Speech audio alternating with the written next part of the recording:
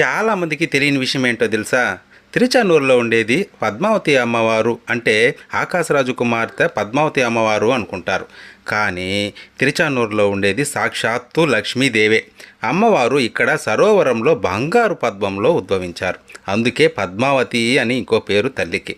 మొదట మనం అమ్మవారి దర్శనం చేసుకోవాలి. మన బాధలు తల్లితో చెప్పుకోవాలి. ఆ తర్వాత కొండకెళ్ళి పుష్కరిణిలో స్నానం చేసి వరాహస్వామి దర్శనం చేసుకోవాలి.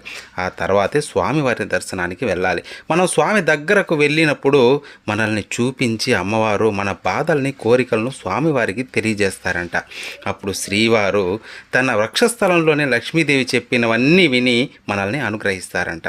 అందుకేనేమో ఆ తల్లి స్వామి హృదయంలోనే ఉండి భక్తులను అనుగ్రహిస్తూ ఉంటుంది. అందుకే మనం కొండకెళ్ళినప్పుడు గోవిందా అంటాం కదా. దాంతోపాటు శ్రీదేవి భూదేవి సమేత వెంకటేశ్వర అంటే స్వామివారికి చాలా ఇష్టమంట.